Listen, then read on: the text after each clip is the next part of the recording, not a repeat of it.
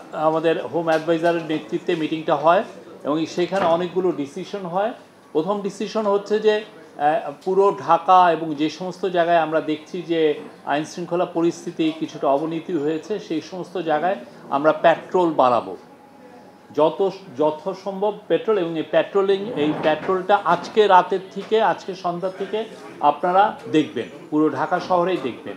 এবং এটার জন্য যেটা করা হচ্ছে সেটা হচ্ছে যে কম্বাইন্ড পেট্রোল করা হবে। কম্বাইন্ড হচ্ছে যে পুলিশ এবং মিলিটারি, অনেক ক্ষেত্রে নেভি, বিজিবি, এরা সবাই একসাথে কম্বাইন্ড পেট্রোল হবে এবং অনেকগুলো জায়গায় চেকপোস্টে বসানো হবে।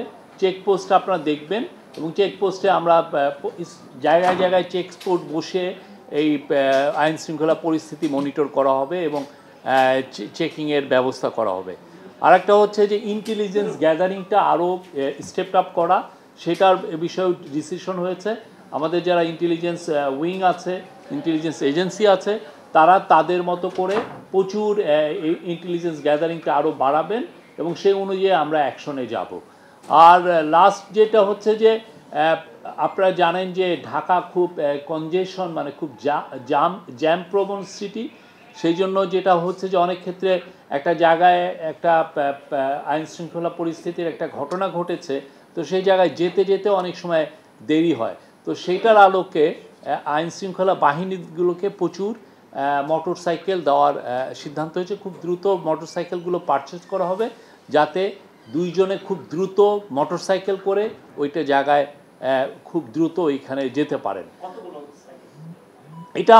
এটা পুলিশের ক্ষেত্রে আপাতত অ্যাকশন নেওয়া হচ্ছে এবং খুব দ্রুত আরও অ্যাকশন নেওয়া হবে এবং অন্যান্য যারা আইন শৃঙ্খলা বাহিনী, যারা আইন শৃঙ্খলার কাজে নিয়োজিত, তাদের জন্য আরও কিছু মোটর সাইকেল 50-50 করে নেওয়া হবে।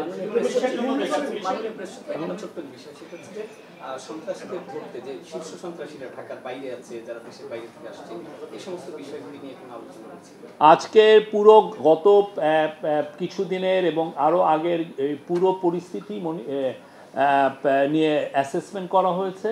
এটা সবাই ছিলেন, আপনি জানেন এখানে সমস্ত ল এনফোর্সিং এজেন্সি সবাই ছিলেন। এখানে পুলিশ ছিলেন, এখানে র্যাব ছিলেন, এখানে নেভি ছিলেন, মিলিটারি আর্মি ছিলেন, বিজিবি ছিলেন, কোস্টগার্ড ছিলেন, সবাই ছিলেন। এবং এখানে অন্যান্য আমাদের যারা ইন্টেলিজেন্স এজেন্সি আছে তারা ছিলেন।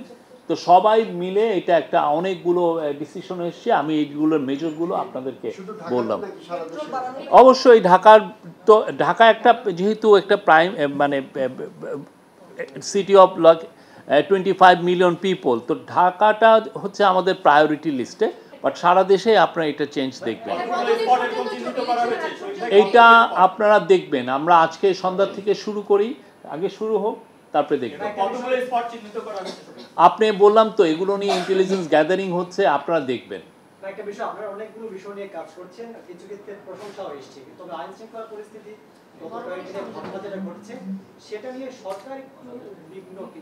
সরকার তো আইন শৃঙ্খলা পরিস্থিতি সিরিয়াসলি নিচ্ছে বলেই তো আজকের মিটিংটা হয়েছে।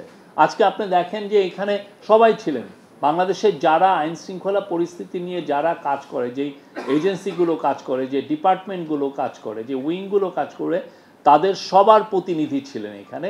এবং এটা সবাই হাই লেভেলে, এমন না যে একটা মিড লেভেলের অফিসার ছিলেন। সংস্থার যারা চিফ তারা প্রত্যেকে এসেছিলেন এবং সেটা নিয়ে আজকে খুব থ্রেড বেয়ার একটা ডিসকাশন হয়েছে।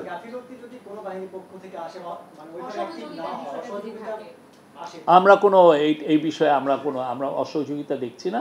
আমরা চাই আপনাদেরকে, মানে বাংলাদেশের আইন শৃঙ্খলা পরিস্থিতি যত দ্রুত সম্ভব ইমপ্রুভ করা, যাতে মানুষজন, কেননা মানুষের জানমালের নিরাপত্তার দায়িত্ব হচ্ছে গভর্নমেন্টের, আমরা এই কাজটা সুচারুরূপে করতে চাই।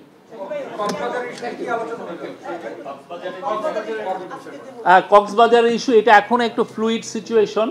আমরা কক্সবাজারের এসপি এবং কক্সবাজারের যে সিকিউরিটি এজেন্সিগুলো, তাদের কাছ থেকে আমরা রিপোর্টটা চাচ্ছি, তারা আমাদেরকে দিলে আপনারা জানবেন।